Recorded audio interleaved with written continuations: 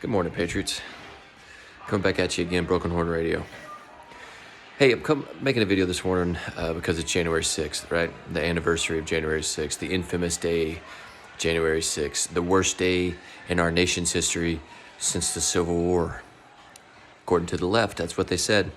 Yeah, according to the left, it was worse than 9/11. Crazy. So today what I'm going to do is I'm going to give you some reminders of some facts of what really happened last year, because our fraudulent president's about to do a big speech at the Capitol Hill, and he's going to be talking about it. You're going to hear a lot about it today from the news medias, and most of it will be lies. So so that's what I'm going to do today. I'm going to come at you with some facts, just reminding you about what actually happened last year, what we have found out. What's the evidence that we have found out throughout the past year? For instance, all the evidence right now is pointing toward it being a Federal Bureau of Investigations, of FBI setup of the MAGA movement, not unlike the Governor Whitmer kidnapping case in Michigan, right? So we'll talk about all that. So stay tuned. Happy January 6th Insurrection Day. The insurrection that wasn't an insurrection. We'll talk about it in a second. All right, you remember what they told you for months, right? The media lied to you and told you about Offner Sicknick. Remember him? Capitol Hill police officer Offner Sicknick. They lied to you for months, saying that he was hit actually over the head during the riot and during the insurrection with a fire extinguisher. And they lied to you and said that he died that day, right? Well, remember, this is what they won't tell you. Very, very hard to find. You have to really look it up because they will not talk about it. Remember, what they won't tell you is that the coroner came out, his death, he died the day after the insurrection of natural causes. Of natural causes. He did not die. No Capitol Hill police officer was killed that day. You'll hear that today. I guarantee you'll hear it today on some, maybe CNN, ABC, NBC, something. They'll say that, I guarantee you, because they still lie to you. So remember that. First lie, first debunked. No Capitol Hill police officer was killed that day. None. Officer Sicknick died of natural causes the day after the riot.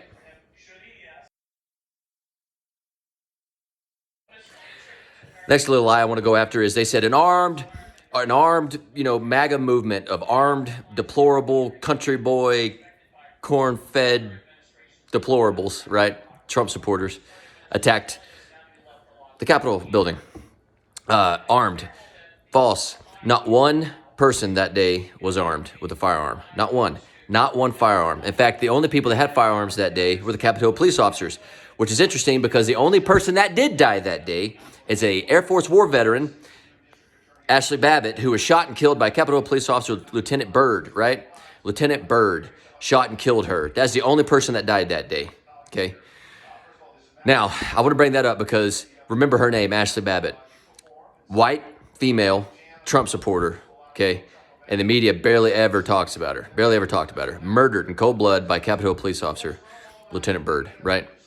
And it took us months to figure out who the hell he was and what his name was. We kind of knew who he was, but it took him months and months and months for them to confirm and him to come out and say, yeah, this is me, or for the news media to say, yep, this is his name, blah, blah. I bring that up because I want to bring up, we knew who Derek Chauvin was. Immediately, we knew who Chauvin was. Immediately. And he was held accountable, right? He got taken to jail. He was given due process, and now he's behind bars. What about Kim Potter, the female police officer in Minnesota who just got sentenced, right? Due process. She had her time in court, and now she's in jail, right? Kim Potter, the one who accidentally pulled her taser instead of pulling her firearm, shot and killed the young African-American, correct? Here's my problem, though. This Capitol police officer, Lieutenant Byrd, right, shot and killed a white female Trump supporter, Ashley Babbitt, killed her. Took us months to find out what his name was. And to this day, he's never been held accountable because he did his job. He was just saving lives, did his job. What about Kim Potter? Kim Potter Yes, tragic accident, and she should be held accountable. She is being held accountable. Tragic accident. Kim Potter was doing her job. She was making a traffic stop. The dude was resisting arrest. It got to the point where she had to pull her taser. She was meaning to pull her taser because the suspect was resisting arrest, and she pulled her gun and shot and killed him. That's a terrible accident. That's terrible. It's tragic. But she was doing her job. The suspect, the young African-American man, was resisting arrest. We knew her name immediately, all over the news, because she's a white cop. A white female cop, right? Maybe because, is it possible that you didn't hear about Ashley Babbitt very often because she was a white female and not an African-American female or just an African-American in general? Is that possible? So on this day, remember Ashley Babbitt, the only person that was killed on this day a year ago, a veteran, a Trump supporter, Ashley Babbitt, remember her, say her name.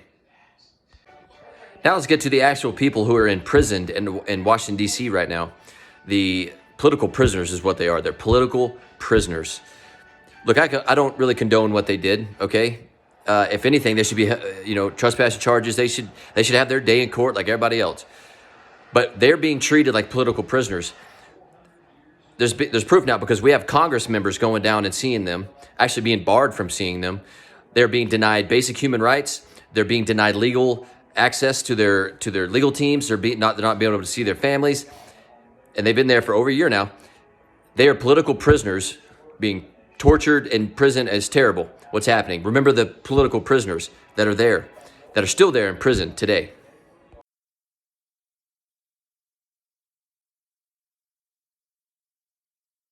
And I also want to bring up the fact of this.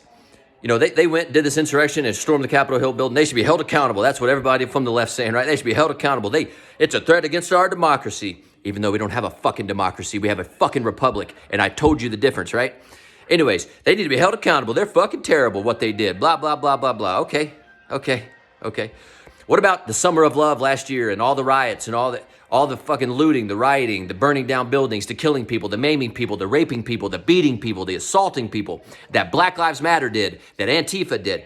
Guess what? They're not freaking jail. They're not in jail. And in fact, a lot of the people that looted in Minnesota and all this kind of stuff, their bail got paid. By who? By your vice president, Kamala Harris. Paid the bail for these people. They're out. They're out of jail. And all across this country, crime's on the rise because you have DAs that are making crimes. In California right now, they're bringing down the theft level, right? The monetary theft level, where cops won't even come out and get and arrest the people because the monetary value of theft has gone down, right? They're letting people off, cashless bail, yada yada. But these political prisoners are still in jail because of what they did when they went and insurrectioned the Capitol Hill building. They're still in jail, being denied basic human rights and liberties, being denied their legal teams, legal access to their lawyers. They're being denied haircuts. They won't let them shave unless they denounce Donald Trump. This is really happening, okay? A lot of these people have been beaten. They won't let them have medical help. And Congressman Marjorie Taylor Greene, Congressman Matt Gaetz, they're talking about this. Now, it won't be talked about in the news media very often, but it's happening. Happening right underneath our noses. You have political prisoners. You have the United States government going after their political opponents. That's who the MAGA movement is, right? We're their political opponents, and they're political prisoners. It's terrible. So Antifa, Black Lives Matter, they can rape, maim, burn down. And by the way, I don't want to hear this. Well, they were attacking a federal building, the Capitol Hill. Okay, in Portland, Oregon, there were federal courthouses burned to the ground, taken over by BLM and Antifa.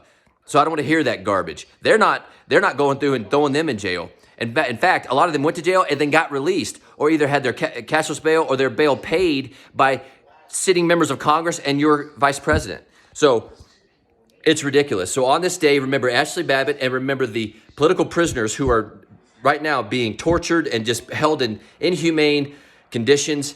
Remember them. We need to be their voice. Remember them on this day of January 6th.